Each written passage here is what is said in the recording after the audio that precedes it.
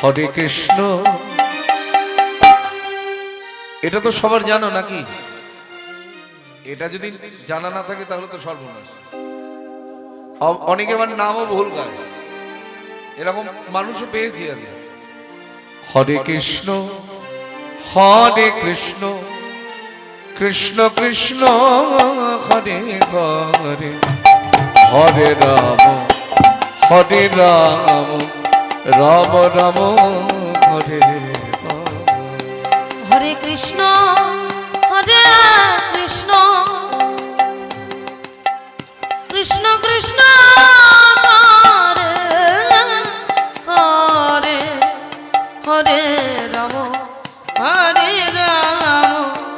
রাম রাম হরে হরে। হরে কৃষ্ণ হরে কৃষ্ণ কৃষ্ণ কৃষ্ণ হরে হরে, হরে রাম রাম রাম হরে হরে। হরে কৃষ্ণ হরে কৃষ্ণ উলুধ্বনি জয়ধ্বনি। কৃষ্ণ কৃষ্ণ হরে হরে, হরে রাম রাম রাম হরে হরে। হরে কৃষ্ণ হরে কৃষ্ণ কৃষ্ণ কৃষ্ণ হরে হরে, হরে রাম রাম রাম হরে হরে। হরে কৃষ্ণ হরে কৃষ্ণ কৃষ্ণ কৃষ্ণ হরে হরে, হরে রাম রাম রাম হরে হরে। হরে কৃষ্ণ হরে কৃষ্ণ কৃষ্ণ কৃষ্ণ হরে হরে, হরে রাম রাম রাম হরে হরে। হরে কৃষ্ণ হরে কৃষ্ণ কৃষ্ণ কৃষ্ণ হরে হরে, হরে রাম রাম রাম হরে হরে। হরে কৃষ্ণ হরে কৃষ্ণ কৃষ্ণ কৃষ্ণ হরে হরে, হরে রাম রাম রাম হরে হরে। হরে কৃষ্ণ হরে কৃষ্ণ কৃষ্ণ কৃষ্ণ হরে হরে, হরে রাম রাম রাম হরে হরে। হরির নামৈব কেবলম কলৌ নাস্তেব্য গতিরন্যথা। আপনারা মুর্শিদাবাদ জেলায় কে কে গেছেন? আছেন একজন? বাহ। মুর্শিদাবাদ জেলার সব থেকে বড় শহরের নাম হলো বহরমপুর। যারা হাজারদুয়ারি দেখতে গেছেন নিশ্চয়ই জানেন। সেই বহরমপুর থেকে আনুমানিক 24-25 কিলোমিটার দূরে আরেকটি শহর আছে যার নাম হলো কান্দি। সেই কান্দির জমিদার সেই সময়ে ছিলেন গঙ্গা গোবিন্দ সিংহ। সহজ বিষয়, মন দিয়ে শোনো। তার ছোট ভাই ছিলেন রাধা গোবিন্দ সিংহ, কিন্তু রাধা গোবিন্দ সিংহের কোনো সন্তানাদি ছিল না। গঙ্গা গোবিন্দ সিংহের একটি পুত্র সন্তান ছিল যার নাম প্রাণকৃষ্ণ সিংহ। সেই প্রাণকৃষ্ণ সিংহের আবার একটি পুত্র সন্তান ছিল যার নাম কৃষ্ণচন্দ্র সিংহ। প্রথমে নাম দুটো কি বললাম?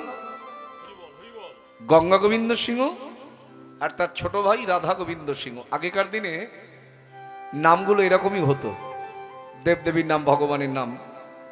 যেমন এই কীর্তনের যিনি দায়ভার নিয়েছেন কাঁধে তুলে, তার নাম হলো কার্তিক ভূঁইয়া। দেবতাদের মধ্যে রাজ কার্তিক। তিনি ব্যয়ভার বহন করেছেন। আপনারা সবাই মিলে কিভাবে ভিক্ষা রাখবেন? শুধু এবছর কেন, কে কার ব্যয়ভার বহন করে বাবা, তিনি যদি বহন করান তবেই আমাদের দ্বারা সম্ভব। মাথায় রাখবেন, অন্নদান, বস্ত্রদান, এগুলো আমরা বড় বড় করে লিখে দেই। একবার বুকে হাত দিয়ে বলো তো, কেউ কাউকে দান করতে পারে? কারোর ক্ষমতা আছে এই জগতে কেউ কাউকে খাওয়াবে? কারো ক্ষমতা আছে কেউ কাউকে একটা বস্ত্র দেবে? তাহলে আমরা হচ্ছে দান করতে পারি না, আমরা বিতরণ করতে পারি। দাতাকে, দাতা হচ্ছেন তিনি, তিনি দিচ্ছেন, আমরা নিচ্ছি, আমরা বিতরণ করছি মাত্র। তাই মাননীয় কার্তিক ভূঁইয়া মহাশয় তিনি আজকের এই কীর্তনের ব্যয়ভার বহন করছেন আমার গৌর গোবিন্দের কৃপায়। আপনারা এতগুলো মা বাবা এসেছেন, সবাই মিলে কৃপা ভিক্ষা রাখবেন গৌর গোবিন্দের চরণে। তিনি এবছর কেন, প্রতি বছর যেন এই ব্যয়ভার কাঁধে তুলে নিতে পারেন। মাথায় রাখবেন, আমরা জীবনে যা কিছু করলাম, নিজেরা কিসে ভালো থাকলাম, ভালো বাড়ি তৈরি করলাম, দামি গাড়ি চললাম, ভালো পোশাক করলাম, ছেলে মেয়েদের ভালো ভালো ড্রেস কিনে দিলাম, তাদের ভালো ভালো অলংকার কিনে দিলাম, এটা জাগতিক, এটা সবই হচ্ছে জাগতিক। আমরা সবকিছু করছি, এগুলো হচ্ছে আমাদের খরচের খাতায়। একমাত্র যদি কেউ গুরু গৌরাঙ্গ গুরু গোবিন্দের জন্য করে যেতে পারেন, সেটা হচ্ছে জমার খাতায়। তো এই জমার খাতায় তিনি আজকে নাম লিখিয়েছেন, আগামীতে যেন আরো জমা দিতে পারেন। আপনারা দুহাত তুলে আশীর্বাদ করবেন, কেমন? নেতাই গৌর হরি হরি বল। তো যে কথাই ছিলাম,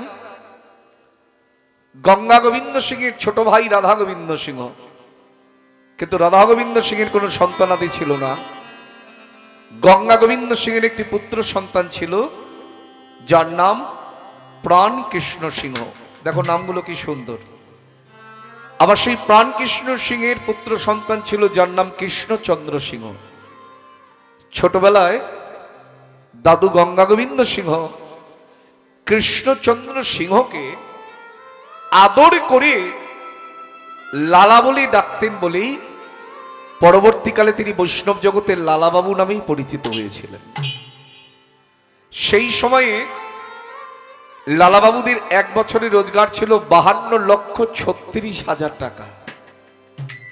ভেবে দেখুন, প্রায় 500 বছর আগের কথা। সেই সময় যদি কোনো ব্যক্তির এক বছরে 52,36,000 টাকা রোজগার হয়, তাহলে বর্তমান দিনে সেই অর্থের পরিমাণ কত ভাবা যায়? আমরা তো অর্থের বড়াই করি বড়, চলে গেলে সবই ফাঁকা। একটা টাকাও তোমার চিতার উপরে কেউ দিতে পারবে না। কিন্তু দেখবেন মানুষ 3 ধরনের অহংকার প্রকাশ করে। কে কি অহংকার? মায়ের কথাগুলো খুব মন দিয়ে শোনো। একটা হলো রূপের, আর একটা হলো বিদ্যার, আর একটা, এটা আমার থেকে আপনারা ভালো জানেন। মানুষ 3 ধরনের অহংকার প্রকাশ করে। কি কি? একটা হচ্ছে রূপের অহংকার, একটা হচ্ছে বিদ্যার অহংকার, আর একটা হলো, জানো না, অর্থের অহংকার। কিন্তু শেষেরটা মারাত্মক। রূপের অহংকার কতক্ষণ, রূপ যৌবন কতক্ষণ। আজকে একটু আগেই একজনের কথা বলতে বলতে আসছিলেন আমার দাদা, বলে কি সুন্দর দেখতে ছিল, কি রূপ ছিল, আর এখন চামড়াগুলো একেবারে নিতাই গৌরহরি বলে গেছে। তাহলে কতক্ষণ থাকে রূপের অহংকার? তবু আমরা বড়াই করে যাই, আমাকে দেখতে কি বাজে রে, আরে ও তো ভগবান তৈরি করেছে, তোকেও তৈরি করেছে সে, তাকেও তৈরি করেছে সে। তা তুই তোর রূপ যৌবনের জন্য আজকে তাকে ছোট করে দেখছিস, কি বাজে দেখতে। হয়তো তোর থেকে তার স্বভাব অনেক ভালো। যে দেখতে সুন্দর হয় তার আবার গুণই থাকে না, এরকমও তো আছে। আবার যে গুণে পরিপূর্ণ তার হয়তো ভগবান রূপটাই দেয়নি। তাহলে বড়াই কিসের করছো? বিশ্ব সুন্দরী প্রতিযোগিতায় যদি কেউ যাও, শুধু দেখতে সুন্দর হলেই বিশ্ব সুন্দরী হওয়া যাবে না, এটা তো জানো। এমন এমন ব্যক্তি বিশ্ব সুন্দরী হয়েছে যাদের দেখতে তোমার থেকেও খারাপ, কিন্তু তারা তাও হয়েছে। তার মানে এই সুন্দরী দেখতে হলেই হবে না বাবা। চলে যাবার পরে দুজনার চিতা থেকে ছাই তুলে নিয়ে আসবেন, যে কুৎসিত আর যে পরিষ্কার। পুরে যখন ছাই হবে দুজনেই দেখবেন তো তার মধ্যে কোনো তফাৎ আছে কিনা। তাহলে রূপের অহংকার করো না। ওই জন্য বলে না, ওই দেখো শ্মশানে দেবানিশি দিনে জ্বলিতেছে মানবেরই যত অহংকার। ওই দেখো শ্মশানে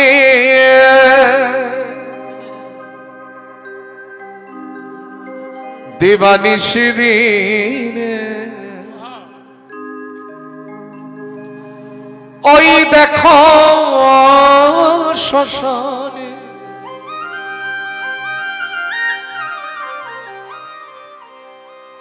দিবানিশি দিনে জ্বলিতেছে মানবেরই যত অহংকার। আর কিছু করিস না, হরি বলো গুরু বলো মনে রে, যাতে দেহের অহংকার দূরে যায়। তাই বললেন হরি বলো গুরু বলো মন রে আমার।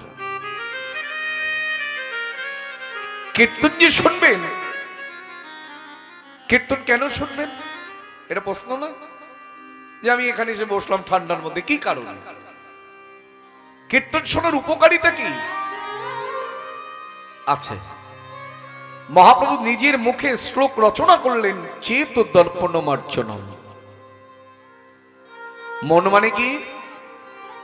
যিনি মনন করেন। এগুলো হচ্ছে তত্ত্ব। আমাদের তত্ত্ব সবই এইভাবেই পাবেন, আমরা আগরুম বাগরুম কিছু বলি না। মন, চিত্ত, বুদ্ধি, অহংকার পাশাপাশি কাজ করে। তা মন হচ্ছে মনন করে, আর চিত্ত সংযম হওয়ার জন্য তোমার যে বুদ্ধি আছে বুদ্ধিটা সিদ্ধান্ত নেয়। বলে বুদ্ধি কি সিদ্ধান্ত নেয়? এখন ধরুন এখানে আপনি বসে আছেন, হঠাৎ করে বুদ্ধি সিদ্ধান্ত নিয়ে নিল আর হরি কথা শুনে লাভ নেই, এবার আমি ঘরে গিয়ে সিরিয়াল দেখি, তার মানে বুদ্ধি সিদ্ধান্ত নিল। আবার কেউ কেউ ঘরে থেকে চিন্তা করছেন, আহা ঘরে বসে আছি, ওদিকে যে হরি কথা হয়ে গেল, হরিনাম আমার শোনা হলো না, আমি তাড়াতাড়ি যাই ছুটে গৌর গোবিন্দের গুণকথার সাধন করব। এই বুদ্ধি সিদ্ধান্ত নিচ্ছে। আর অহং মানে হচ্ছে আমি, আর কার মানে হচ্ছে করা।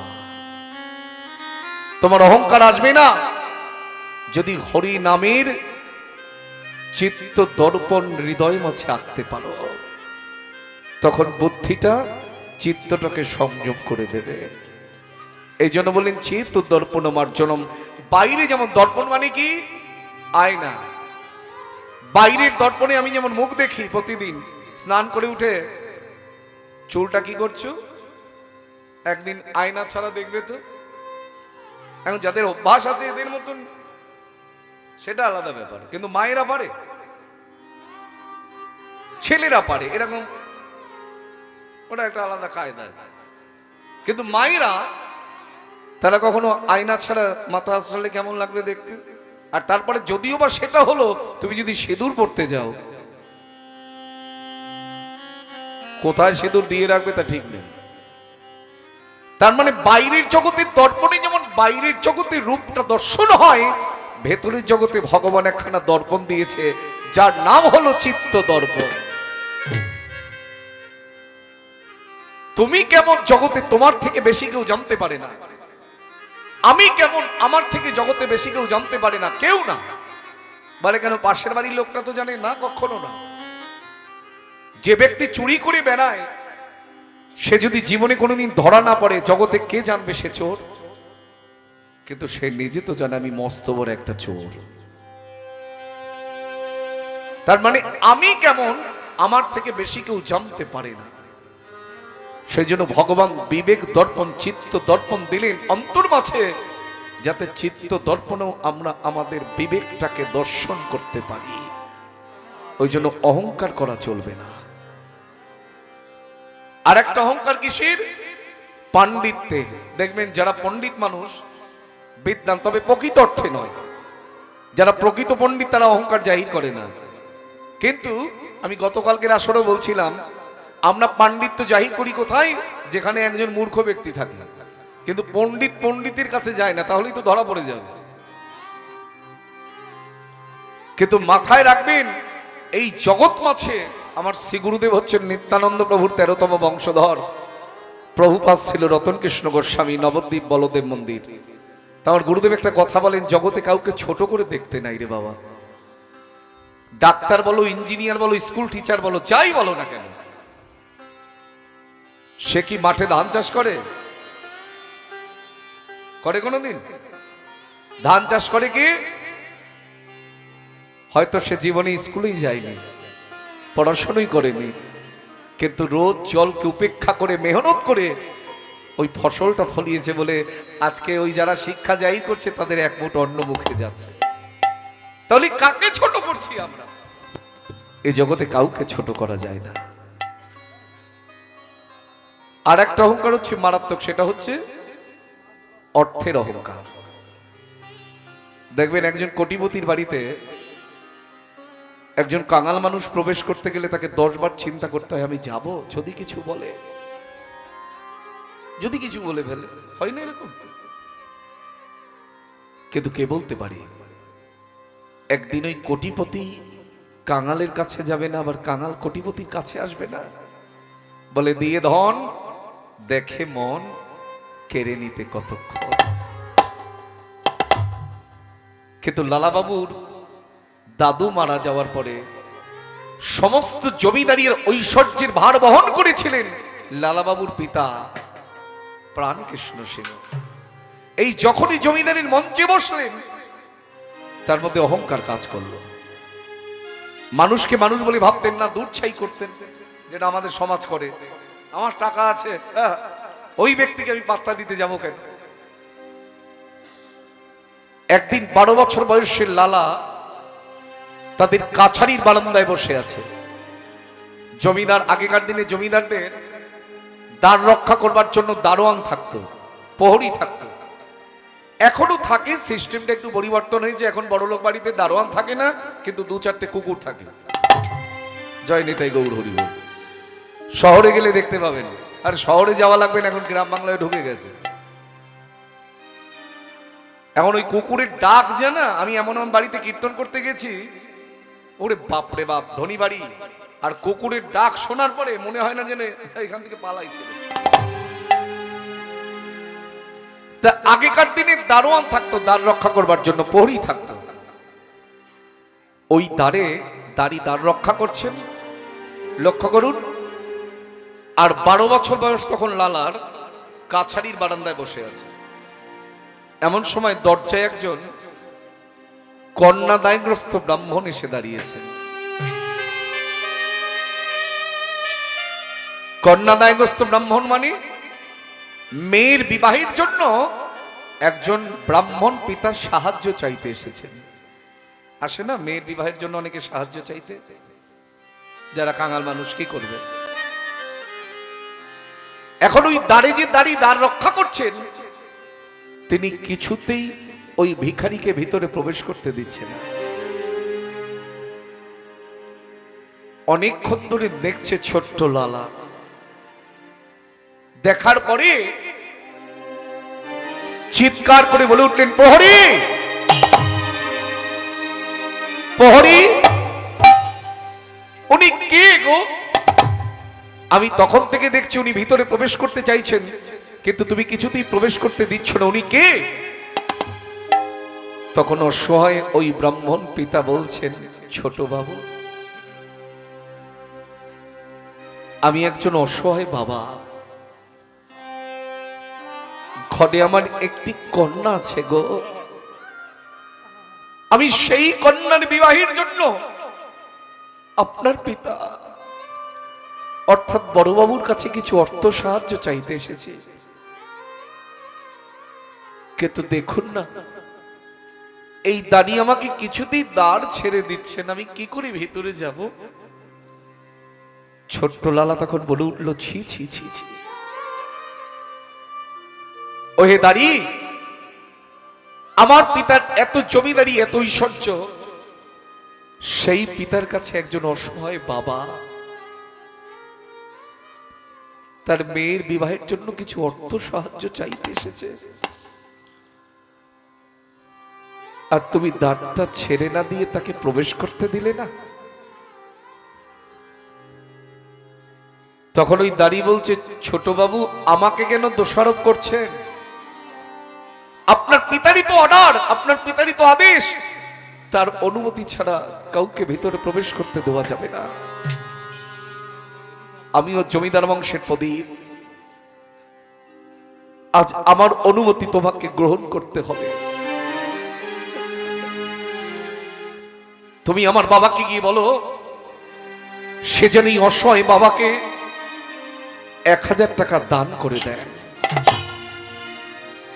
মাগো, যার হয় তার 9তেই হয়, আর যার হয় না তার 90তেও হয় না। এই তো ছোটবেলা থেকে সূত্রপাত। একটু আগে এক দাদা আমার ঘরে গিয়েছিলেন, গিয়ে বলছে, বাবা মা ভালো হলে সন্তান ভালো হয়, এটা তো সবাই বলে, আবার সন্তান খারাপ হলে মানে বাবা মা খারাপ।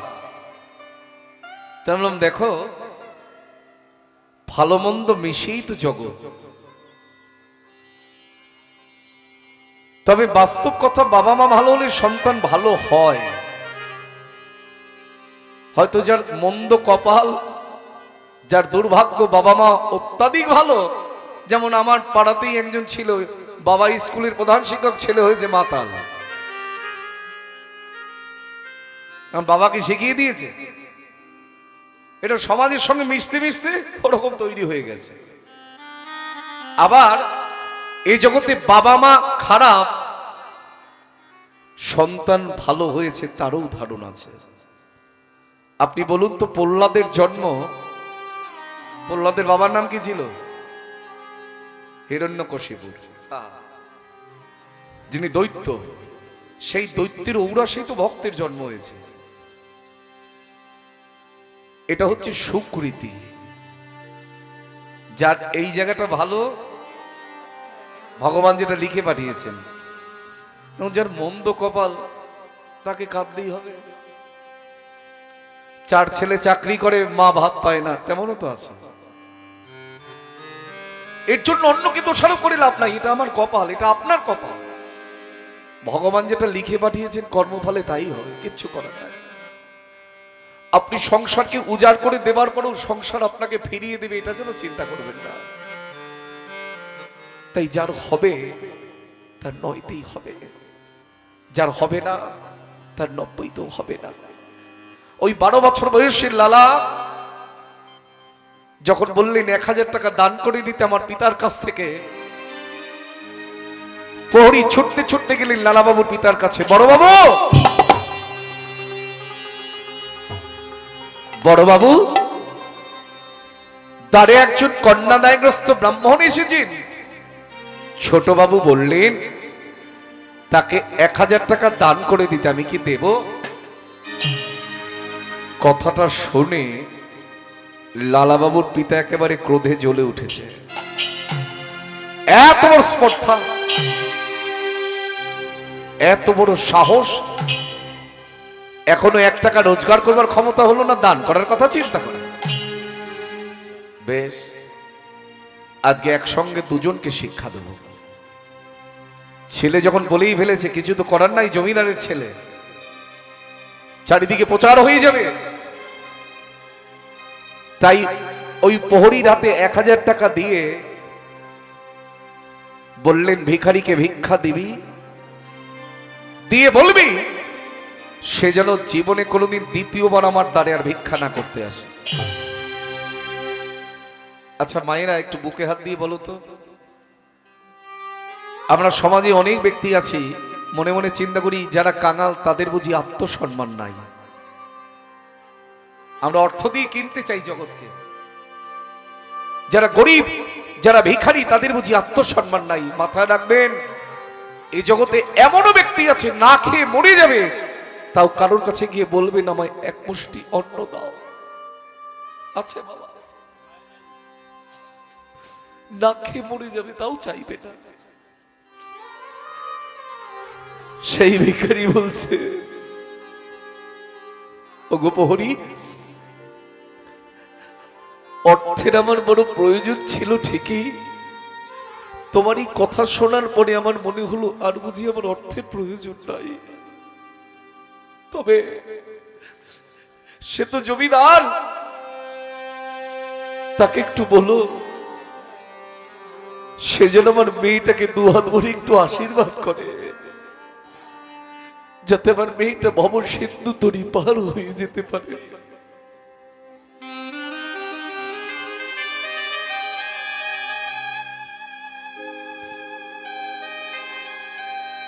আর লালাকে আদেশ দিলেন সে যেদিন নিজে থেকে অর্থ উপার্জন করতে পারবে সেদিনই যেন দান করার কথা চিন্তা করে।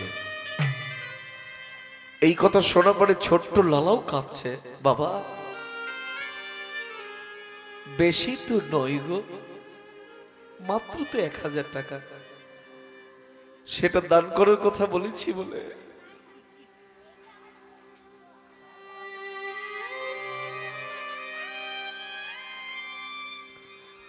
মাত্র তো 1000 টাকা, সেটা দান করার কথা বলেছি বলে। না না না, আজ থেকে আমি আর এই অহংকারী পিতার জমিদারিতে রইব না। যে পিতার অত ঐশ্বর্যের অহংকার, সেই পিতার জমিদারিতে যদি আমি থাকি, না জানি কখন আমারও মনের অজান্তে অহংকারের নয়ন তৈরি হয়ে যাবে। আর একবার যদি অহংকারের নয়ন তৈরি হয়ে যায়, সেই নয়নে আমি কোনোদিন আমার গিরিধারীর বদনখানা দেখতে পাবো না। কারণ যার ঔরসে আমার জন্ম হয়েছে তাকে তো ঘৃণা করা যাবে না। বাবা মা হাজার খারাপ হলেও আপনি ঘৃণা করতে পারবেন? পারা যায়? কারণ যে বাবা মা আমাকে জন্ম দিয়েছে, খারাপ হলেও তাকে ঘৃণা করতে পারবো কি? কোন প্রকৃত সন্তান পারে? আজকে ছোট্ট লালা চিন্তা করছে তার ঔরসে আমার জন্ম, কিন্তু আমি জমিদারিতে যদি থাকি দিবানিশি তো তার বদনটা দেখতে হবে। আর ওই বদন দেখতে দেখতে তার তো অহংকারের নয়ন, আমারও অহংকারের নয়ন তৈরি হয়ে যাবে। তাই আমি এক কাজ করি, আমি আর এই জমিদারিতে থাকবো না। সেই মুহূর্তে মুর্শিদাবাদ জেলার কান্দি ছেড়ে চলে এলেন বর্ধমান জেলায়। বর্ধমান জেলায় এসে একটি কারখানায় কাজ নিয়েছেন মাত্র 20 টাকা বেতনে। যাদের 52,36,000 টাকা রোজগার, সেই ঘরের ছেলে হয়ে মাত্র 20 টাকা বেতনে একটি কারখানায় কাজ নিয়েছে। তবু এমন পিতার জমিদারিতে রইব না। দিন যায়, মাস যায়, বছর চলে যায়, কিন্তু লালার অভিমান যায় না। বাবা, আমাদের সারা জন্মের অহংকারের ভাটা পড়ে যায় কোন দিন? যেদিন এ দেহ থেকে প্রাণ পাখি উড়ে চলে যায়। আজকে লালাবাবুর পিতার সেই দশা হলো, অন্তিম দশা। সারা জনম ধরে অহংকার করেছে বলে যেদিন তার অন্তিম সময় উপস্থিত হলো, তার কর্ণমূলে কৃষ্ণ নাম প্রদান করবারও কেউ নাই, তার মুখে একটু গঙ্গা জল দেবারও কেউ নাই। তাহলে এটা শুনে কি বুঝলে? অহংকার করলে শেষের দিনে কাউকেই কাছে পাবে না। তাই আজকে লালাবাবুর পিতা কেঁদে কেঁদে বলছে, একমাত্র প্রদীপ চলে গেছে, আমার করে নেকেবা নাম দেবে মুখে গঙ্গা আর জল।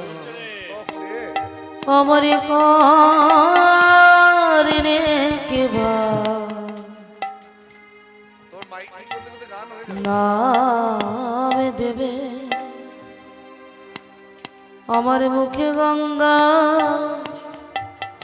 আর জল। আমার করে নেকেবা নাম দেবে মুখে গঙ্গা আর জল। আমার করে কেবা নাম দেবে আমার মুখে গঙ্গা আর জল। আমার শ্রদ্ধ তর্পণ পিণ্ডদান কে করিবে আমার শ্রদ্ধ তর্পণ পিণ্ডদান কে করিবে আমার শ্রদ্ধ তর্পণ পিণ্ডদান কে করিবে আমার শ্রদ্ধা তর্পণ পিণ্ডদান কে করিবে বল বল আমারই কিবা আছে এই জগতে বল বল কেবা আছে এ জগতে বল বলি কিবা আছে আমার এই জগতে বল বল বলে কেবা আছে এ জগতে বলি তুই ছাড়া আমারই পিণ্ড দিতে কিবা আছে এই জগতে আমার শ্রদ্ধা তর্পণ পিণ্ড দিতে আমার কেবা আছে এ জগতে বলি তুই ছানাম পিণ্ড দিতে বল বলি কিবা আছে জগতে বলে তুই ছাড়াম পিণ্ড দিতে বল বলি কিবা আছে জগতে তুই ছাড়া মরে পিণ্ড দিতে কিবা আছে জগতে বলে তুই ছাড়া মরে পিণ্ড দিতে বল বলি কিবা আছে এ জগতে আমার সত্য তর্পণ পিণ্ডদান বলিকে করিবে লালা বাবুর পিতা যাকে দেখছে তার চরম দুটো জড়িয়ে ধরছে। প্রতিবেশীদের বলছে আমি আজকে বুঝতে পেরেছি যে অহংকার করলে জীবনের সবকিছু হারিয়ে যায়। তাই আমি চলে যাবার পরে আমার লালাকে তোমরা ফিরিয়ে নিয়ে সেই জমিদারিতে। যে অহংকারের জন্য আমি কাউকে কোনোদিন কিছু দান করতে চাইনি, তিনি যেন দুহাত ভরে সবাইকে সবকিছু দান করে দিতে পারেন। লালা লালা বলতে বলতে লালা বাবুর পিতার মৃত্যু হল। প্রতিবেশীরা 2 বছর ধরে খুঁজে বেরিয়েছে লালা বাবু কোথায় আছে। খুঁজতে খুঁজতে তার ওই 2 বছর পরে বর্ধমান জেলার সেই কারখানায় এসে লালা বাবুর কাছে হাত দুটো জোর করে বলছে, ছোট বাবু, ছোট বাবু, যার ওপরে তোমার এত অভিমান, যার ওপরে তোমার এত অনুরাগ, সে তো আর বেঁচে নাই গো। তাই চলো চলো, তুমি তোমার জমিদারির বিষয় সম্পত্তি বুঝে নেবে। না, আমি যাব না, ওই জমিদারির মঞ্চে আমি কখনো বসতে চাই না। বাবু এই সুযোগ কখনো হারায়? তোমার বাবা যাবার আগে বলে গেছেন যে অহংকারের জন্য তিনি কোনোদিন কাউকে কিছু দান করতে চাননি, তুমি যেন তার জমিদারিতে বসে দুহাত ভরে সবাইকে সবকিছু দান করে দিতে পারো। কথাটা শোনার পরে লালা মনে মনে চিন্তা করলেন, তাহলে বুঝি পিতার অহংকার ছোট্ট করা যাবে। পুনরায় লালা ফিরে এলো তার জমিদারিতে। দিন যায়, মাস যায়, বছর চলে যায়, দেখতে দেখতে পরিণত লালা তৈরি হয়েছে। প্রতিবেশীরা বলছে, বাবু আর কতদিন তুমি এইভাবে একা একা রইবে, এবার তুমি বিবাহ করো। প্রতিবেশীদের কথায় লালাবাবুর বিবাহ হলো। লালাবাবুর স্ত্রীর নাম ছিল কাত্যায়নী। বিবাহের 1 বছর পরে লালাবাবুর একটা পুত্র সন্তান হয়েছে। এখন স্ত্রী কাত্যায়নী বলছে, স্বামী আমাদের তো পুত্র হয়েছে, পুত্রের কি নাম রাখবো? কি বললে কাত্যায়নী? আমাদের পুত্র, যেটা আমরা বলি আমার ছেলে আমার মেয়ে। বলে বেটা নিজে কোথায় ছিলি তার ঠিকানা নেই, তোর আবার ছেলে মেয়ে হয়ে গেল। মাথা রাখবেন, আমার আমিত্ব যতদিন থাকবে ততদিন গোবিন্দ চরণে আপনার প্রেম আসবে না। আপনি যার যদি তার হতে পারেন তখনই তার গোবিন্দ চরণে প্রেম আসবে।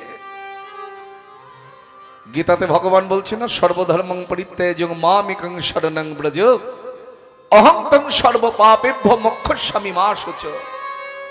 বলে সকল প্রকার আত্মত্যাগ আগে দরকার, তবে তো তিনি চরণ দুটো বাড়িয়ে দেবেন। লালা বলছে, কাত্যায়নী তুমি বললে আমাদের পুত্র, না না গো, এই যে তার দেওয়া সম্পদ। না হলে দেখবেন অনেক মা বাবারা বিবাহের 10-12 বছর পরেও একটা সন্তান পায় না। তাহলে জারি জুরি চলবে আমাদের? মাথায় রাখবে, জন্ম মৃত্যু বিবাহ তিনটেই তার হাতে। কখন কার বিবাহ হবে তিনি ঠিক করে রেখেছেন, কার সাথে হবে তিনি ঠিক করে রেখেছেন, কে কবে চলে যাবে, আজকে নিঃশ্বাস পড়ছে কালকে বন্ধ হয়ে যেতে পারে, তিনি ঠিক করে রেখেছেন। আর কার কখন পৃথিবীতে জন্ম হবে, কোন মায়ের গর্ভে কি জন্ম হবে, এটাও তিনি ঠিক করে রেখেছেন। তাই কাত্যায়নী, গোবিন্দের কৃপায় যখন সম্পদ পেয়েছো তুমি কোলে, এমন একটা নাম রেখে দাও যে নাম করতে করতে তুমি আর আমি দুজনেই ভব সিন্ধু তরি পার হয়ে যেতে পারি।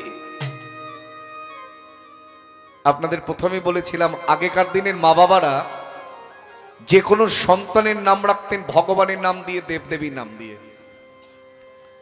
যত পেছনে তাকাবেন দেখবেন নাম গোপাল, গোবিন্দ, মধুসূদন, নারায়ণ, রাম, লক্ষণ, তারপরে কার্তিক, গণেশ, মহাদেব, ভোলানাথ, শিব, এগুলো ছিল ছেলেদের।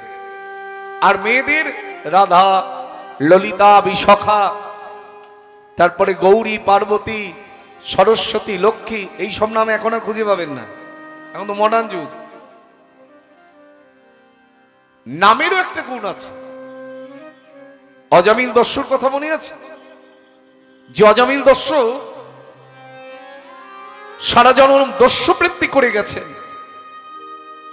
অবশেষে যেদিন যাবার সময় হলো, অজামিল দস্যুর ছেলের নাম ছিল নারায়ণ।